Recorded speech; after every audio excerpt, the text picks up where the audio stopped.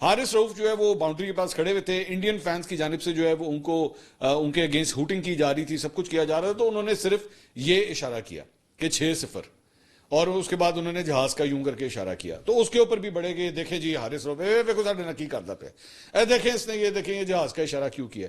میرے بھائی, جہاز اور فوج جو ہے نا وہ سب سے پہلے آپ لوگ لے کر آئے تھے میدان کے اندر جب پاکستان اور انڈیا کا پہلا میچ ہوا تھا. آپ نے اس وقت اپنے دماغ کے اندر نا وہ جنگ کا فطور آپ لے کر آئے تھے. آپ تھے جنہوں نے ایکچولی یہ فیصلہ کیا کہ ہم نے ہاتھ نہیں ملانا.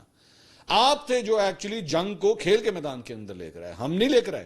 نہ ہم نے کوئی ایسی بات کی, نہ ہم نے کوئی ایسی بات ہوئی, نہ ہمارے میڈیا کے اندر, نہ ہمارے سیاستدانوں کی طرف سے, کسی کی طرف سے کوئی ایسی بات نہیں ہوئی کہ جناب ہم نے جو ہے نا اس کو ایک پروٹیسٹ کرنا ہے اور ہم نے, جبکہ ایگریسرز آپ لوگ ہیں, پاکستان کی سرزمین کے اوپر حملہ کرنے والے آپ لوگ ہیں.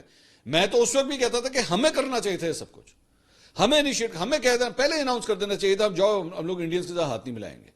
لیکن آپ لوگ یہ کرنے والے, ساڈا اینجز کرن تو تسی پریشان ہو گئے. میں تو بلکہ آئندہ کہتا ہوں کہ یہ آئندہ کبھی بھی انڈیا پاکستان کا میچ ہو نا, تو باقی تمام پاکستانی شائقین سے میری ایک چھوٹی سی درخواست ہے.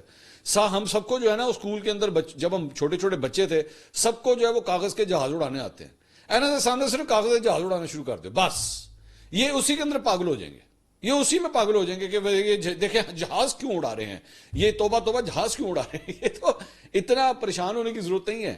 آپ لوگوں نے کھیل آپ لوگوں نے شروع کیا نا یہ جنگ والا, تو اس میں پھر یہی ہوتا ہے. پھر ظاہری بات ہے آگے سے رسپانس جو ہے وہ یہی ہوتا ہے. ہاں